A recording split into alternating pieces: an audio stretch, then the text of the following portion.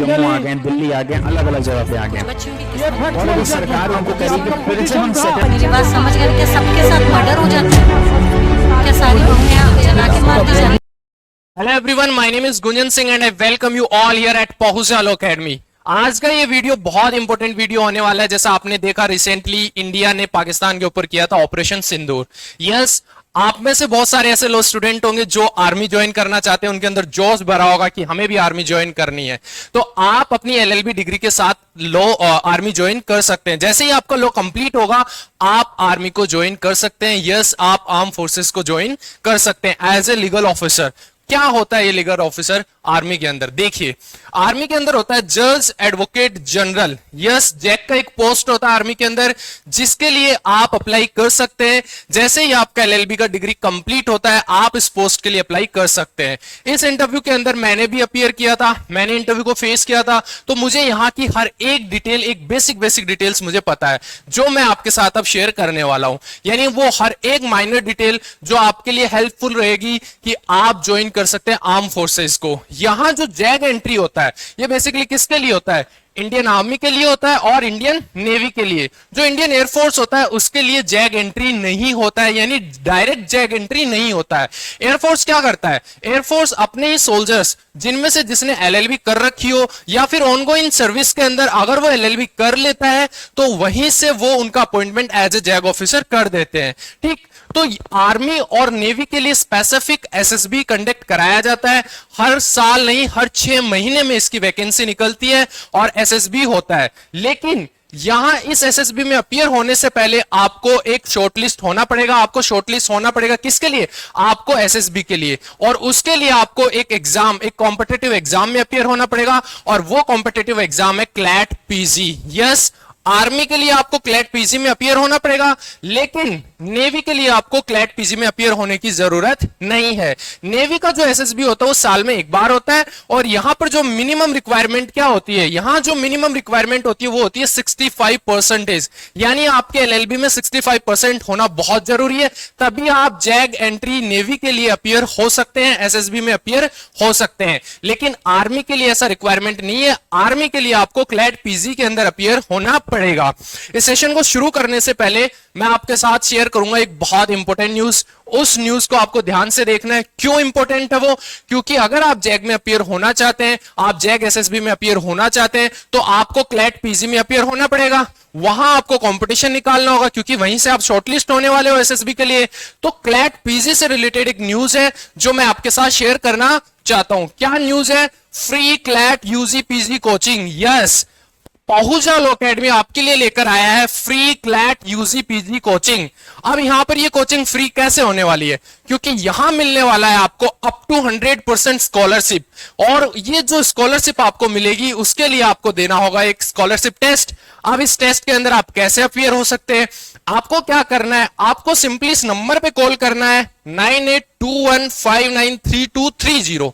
जैसे ही आप इस नंबर पे कॉल करेंगे, आप अपना टेस्ट शेड्यूल करवा सकते हैं, एंड देन उसके बाद में आप पा सकते हैं अप टू 100% स्कॉलरशिप, यानी आपकी कोचिंग आपके लिए फ्री हो सकती है। ये जो कोचिंग रहेगी ये यूजी पीजी दोनों के लिए फ्री रहेगी, अगर आप इस टेस्ट के अंदर अपीयर होते हैं, और आप अवेल कर सकते हैं अप टू 100% स्कॉलरशिप। अब हम शुरू करते हैं हमारे सेशन को, जिसको हमें बहुत ध्यान से देखना है, बहुत ध्यान से आपको सुनना है, क्योंकि हर एक इंफॉर्मेशन आपके लिए इंपॉर्टेंट होने वाली है।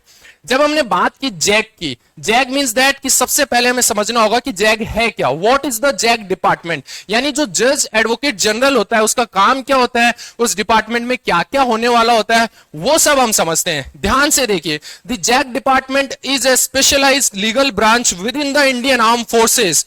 Indian arm forces, it means that Indian Army, Indian Navy or Indian Air Force that deal with military law, court martial, human rights issue and other legal matters pertaining to the armed forces. It means that कि यहाँ जो भी matters deal किए जाएंगे they related to armed forces, यानी armed forces से related matter ही deal किए जाएंगे जैग ब्रांच के द्वारा। अब जैसे ही आप एक जैग ऑफिसर बन जाते हैं, आप कमीशन हो जाते हैं आर्मी के अंदर, ओटीए के अंदर आपकी ट्रेनिंग कंप्लीट हो जाती है, उसके बाद में जैसे ही आप कमीशन होते हैं आर्मी के अंदर, तो 2 साल तक तो आपको अदर आर्मी ऑफिसर्स की तरह ही सर्विस करनी पड़ती है। 2 साल तक आपको उसी तरीके से अपने कंट्री को सर्व करना पड़ता है। आपको जो भी बटालियन मिलेगी आपको उसके साथ काम करना होगा। 2 साल की ट्रेनिंग और 2 साल की सर्विस के बाद में आप जैग डिपार्टमेंट को ज्वाइन कर लेते हैं। इनिशियली 2 साल में भी आप जैग डिपार्टमेंट का काम तो करते हैं, बट 90% जो वर्क रहता है आपका अदर ऑफिसर्स की तरह ही रहता है। उन्हीं की तरह आपको सिमिलर वर्क करना पड़ता है, उन्हीं की तरह आपको सिमिलर सर्विस अपनी कंट्री के लिए देनी पड़ती है, राइट। तो बेसिकली जैग डिपार्टमेंट की जो ड्यूटी स्टार्ट होती है वो होती है 2 साल के बाद में। और जैग क्या डील करता है? मिलिट्री से रिलेटेड जो भी लीगल इश्यूज होंगे, court martial, human right issues या फिर other legal matters pertaining to the arm forces, तो उसको डील करेगा कौन? JAG department. अब हम बात करते हैं एलिजिबिलिटी क्राइटेरिया, यानी अगर आपने ठान ही लिया है कि आपको जैग और बनना है, आपको as a JAG officer army को ज्वाइन करना है, आपको अपीयर होना है एसएसबी के अंदर, अगर आपने ये ठान लिया है, लॉ की डिग्री जैसे ही आपकी कंप्लीट होगी, आपको क्या करना है, किस तरीके से आप जैग के लिए अपीयर हो सकते हैं, एसएसबी के लिए किस तरीके से अपीयर हो सकते हैं, वो मैं आपको बताने वाला हूं। जैग की जो एलिजिबिलिटी क्राइटेरिया होता है वो क्या होता है? आपकी जो एज है वो होनी चाहिए 21 से लेकर 27 के बीच में। और ये जो एज का जो कैलकुलेशन होता है कि कब आपकी एज 27 तक पहुंच जाएगी, वो होगा 1 जुलाई। यानी 1 जुलाई से एज कैलकुलेट की जाती है। 1 जुलाई को देखा जाएगा कि अगर आप 27 ईयर के हो गए हैं तो आप जैग के लिए अपीयर नहीं हो सकते, यानी टिल 27 आप जैग के लिए अपीयर हो सकते हैं। अगर आपकी एलएलबी की डिग्री 21 साल तक अगर कंप्लीट हो जाती है तो आप जैग के लिए अपीयर हो सकते हैं, लेकिन किसी ने अगर 20 साल में कंप्लीट कर ली तो वो जैग के लिए अपीयर नहीं हो सकता। इट मींस दैट कि जो एज क्राइटेरिया रहेगा वो 21 से लेकर 27। उसके अलावा यहां पर मिनिमम मार्क्स होने चाहिए एलएलबी के अंदर 55%। ये एलएलबी भी है और बीए एलएलबी भी है, यानी दोनों के अंदर अगर कोई भी स्टूडेंट 5 ईयर लॉ कर रहा हो चाहे उसने 3 ईयर लॉ किया हो, यहां पर मिनिमम क्राइटेरिया क्या है? 55% मार्क्स आपके होने चाहिए। और सेम वे जब हम नेवी की बात करते हैं तो नेवी के अंदर क्या होना चाहिए? 65%, यानी आर्मी के लिए 55% और नेवी के लिए 65%। क्यों? क्योंकि आर्मी के लिए आपको अपीयर होना है क्लैट पीजी के अंदर, लेकिन नेवी के लिए आपको अपीयर नहीं होना है क्लैट पीजी के लिए। नेवी में आप डायरेक्ट एसएसबी में अपीयर होंगे। कंडीशन क्या है? आपके मार्क्स होने चाहिए 65%। फिर क्या आता है? Mandatory CLAT PG score. ये किसके लिए है? ये केवल और केवल आर्मी के लिए। ये किसके लिए है? आर्मी के लिए। अगर आर्मी में अगर आपको जैग ऑफिसर बनना है तो आपको क्लैट पीजी में अपीयर होना ही पड़ेगा। लेकिन अगर आप नेवी के अंदर जैग ऑफिसर बनना चाहते हैं तो वहां पर आपको क्लैट पीजी के अंदर अपीयर होने की जरूरत नहीं है। कंडीशन क्या है? 65%। उसके बाद में eligible for registration as an advocate, यानी आप जब एसएसबी के अंदर अपीयर हो रहे हैं तो आप अपना रजिस्ट्रेशन करवा कर रखेंगे। क्यों? क्योंकि यहां पर डिमांड की जाती है कि आप एलिजिबल हो रजिस्ट्रेशन के लिए या नहीं हो। तो उसको प्रूव कैसे करेंगे? आप रजिस्ट्रेशन करवा कर करेंगे। तो आपको बार काउंसिल में रजिस्ट्रेशन करवा लेना है अपना। किसी भी स्टेट के बार काउंसिल में आप रजिस्ट्रेशन करवा सकते हैं। जैसे ही आपका रजिस्ट्रेशन हो जाता है उसके बाद में आप अपने आप को प्रूव कर सकते हैं कि yes I am eligible for the registration at bar council, right. अब आगे हम क्या देखेंगे? अब हम देखेंगे कि सिलेक्शन प्रोसेस किस तरीके से सिलेक्शन होता है। हमने सबसे पहले देख लिया सपना कि हमें जैग ऑफिसर बनना है, फिर हमने एलिजिबिलिटी क्राइटेरिया भी देख लिया, क्या क्या एलिजिबिलिटी क्राइटेरिया है कि हमारे कितने % मार्क्स होने चाहिए, क्लैट पीजी में अपीयर होना है। अब हम देखेंगे कि क्लैट पीजी में हम अपीयर हो गए, वहां से हम शॉर्टलिस्ट हो गए हैं। अब हम एसएसबी के अंदर क्या प्रोसेस रहेगा? Shortlist selection process. ठीक है, देखिए जब हम शॉर्टलिस्टिंग की बात करते हैं वो टोटली बेस्ड ऑन किस पे रहेगा?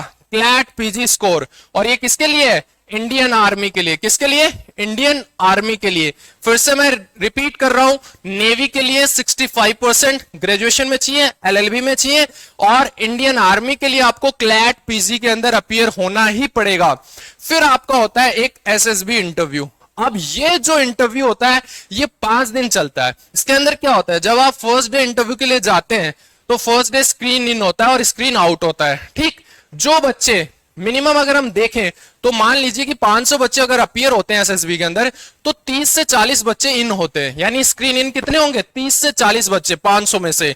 तो आप देख लीजिएगा कंपटीशन कितना है। अब यह 5 डेज क्या रहने वाला है, किस तरीके से सिलेक्शन होगा, क्या क्या प्रोसेस रहेंगे, उसके लिए मैं एक सेपरेट वीडियो लेके आऊंगा। उसमें आपको पर डे की जो जो एक्टिविटीज होंगी, physical, mental activity, personal interview, conference, वो हर एक उस वीडियो में मैं डिस्कस करूंगा। तो बेसिकली सबसे पहले आपकी शॉर्टलिस्टिंग होगी, वो क्लैट पीजी स्कोर पे होगी। फिर आपका एसएसबी इंटरव्यू रहेगा जो 5 दिन चलेगा। कितने दिन, 5 डेज। उसके अंदर आपको असेस किया जाएगा फिजिकल एक्टिविटी और मेंटल एप्टीट्यूड आपका। फिर जैसे ही आप यहां रिकमेंड हो जाते हैं, यानी अगर जो आपका टेस्ट कर रहे हैं, जो साइकोलॉजिस्ट होगा या जीटी होगा, जो भी आपको टेस्ट कर रहे हैं वहां पर, वो अगर आपको पास कर देते हैं, यानी आपको रिकमेंड कर देते हैं, तो फिर आपका क्या होगा, मेडिकल होगा। और मेडिकल प्रोसेस 2 से 3 दिन चलती है। जैसे ही आपका मेडिकल होता है, मेडिकल एग्जामिनेशन होगा। अब यहां पर मेडिकल एग्जामिनेशन में क्या क्या चेक किया जाता है, कौन कौन से आपके फिजिकल हेल्थ या फिजिकल रिलेटेड जो भी इश्यूज है, वो कौन कौन से ऐसे इश्यूज होंगे जिनको हमें एड्रेस करना है, तो वो भी हम डिस्कस करेंगे नेक्स्ट वीडियो में। ठीक, तो यहां पर आपका फिर मेडिकल एग्जामिनेशन होगा। उसके बाद में आपका फाइनल मेरिट लिस्ट बनेगा।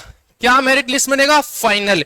यानी अगर मान लीजिए जैग ऑफिसर आर्मी के लिए अगर 4 वैकेंसीज निकली है, कितनी, 4, तो यहां पर 4 वैकेंसीज के लिए रिकमेंडेशन आते हैं 10 to 15 स्टूडेंट्स का, यानी 10 से 15 लोगों को रिकमेंड किया जाता है केवल 4 वैकेंसीज के लिए। फिर जब फाइनल मेरिट लिस्ट आएगा तो आपके मार्क्स होंगे, जो 5 दिन आपने एक्टिविटी की, फिजिकल, मेंटल, जो आपके टेस्ट हुए, उसके बेसिस पे आपका स्कोर बनाया जाएगा और उन 4 स्टूडेंट को सिलेक्ट किया जाएगा एज ए जैग ऑफिसर। तो आप देख सकते हैं कि ये जो प्रोसेस है वो कितना लंबा और कितना हेक्टिक प्रोसेस है, लेकिन इसको अगर आप प्रिपरेशन करते हैं, अगर आप एक स्ट्रेटेजी के साथ प्रिपेयर करते हैं इसके लिए, तो ये बहुत आसान बन जाता है।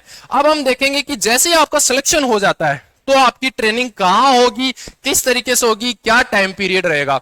अब जब मैं बात करता हूं ट्रेनिंग की, तो मोस्टली जो जैग ऑफिसर्स होते हैं उनकी ट्रेनिंग ओटीए चेन्नई में ही होती है, यानी ओटीए के अंदर होगी, ऑफिसर्स ट्रेनिंग एकेडमी के अंदर आपकी ट्रेनिंग रहेगी। वहां क्या रहने वाला है, आपकी ट्रेनिंग होगी 49 वीक्स की, राइट, 49 वीक्स की ट्रेनिंग होगी, ओटीए चेन्नई के अंदर होगी। आपको स्टाइपेंड भी दिया जाएगा ड्यूरिंग ट्रेनिंग, 56,000 पर मंथ आपको मिलेंगे। उसके बाद में पोस्ट ट्रेनिंग के बाद में आपको रैंक दी जाएगी लेफ्टिनेंट की, यानी आप बन जाएंगे एक लेफ्टिनेंट। ठीक, 2 साल तक आप अदर ऑफिसर्स की तरह ही आर्मी में सर्व करेंगे। उसके बाद में जैसे ही आप कैप्टन बनते हैं 2 साल के बाद में, तो क्या होगा, तब आपको जैग डिपार्टमेंट में ट्रांसफर कर दिया जाएगा। लेकिन इनिशियल 2 साल आप अदर आर्मी ऑफिसर्स के साथ ही काम करने वाले हैं, उन्हीं की तरह कंट्री को सर्व करने वाले हैं, उसी की तरह कंट्री के अंदर आपको जो जो डेवलपमेंट करने आर्म फोर्सेस के अंदर आप वही करने वाले हैं, अपने सोल्जर्स के साथ आप रहने वाले हैं। ठीक, अब करियर पाथ क्या हो सकते हैं, क्या क्या अपॉर्चुनिटी हो सकती है इसके अंदर, देखिए इनिशियली क्या है, ये एक शॉर्ट सर्विस कमीशन होता है। यानी इनिशियली जैसे आप जैग ऑफिसर बनते हैं, आपको 10 साल के लिए जैग ऑफिसर बनाया जाएगा। फिर अगर उनको लगेगा, यानी आर्म फोर्सेस को लगेगा कि इस बंदे के अंदर दम है, या फिर इसके अंदर वो कैपेसिटी है, कैपेबिलिटीज है, एबिलिटीज है कि वो आगे आर्मी को रन कर सकता है, तो आपके 4 इयर्स और एक्सटेंड किए जा सकते हैं। और फिर भी अगर आर्म फोर्सेस को लगता है कि नहीं, ये आर्मी को और आगे ले जा सकता है, आर्मी के जो लीगल डिस्प्यूट्स है, लीगल मैटर्स है, उनको अच्छे से रिजोल्व कर पा रहा है, तो आपको वहां पर परमानेंट कमीशन भी मिल सकता है। यानी यहां पर आपको इनिशियली शॉर्ट सर्विस कमीशन मिलेगा, उसके बाद में आपको परमानेंट भी मिल सकता है। But the thing is that कि आपकी क्या परफॉर्मेंस रहती है ड्यूरिंग द सर्विस, वो मैटर करता है।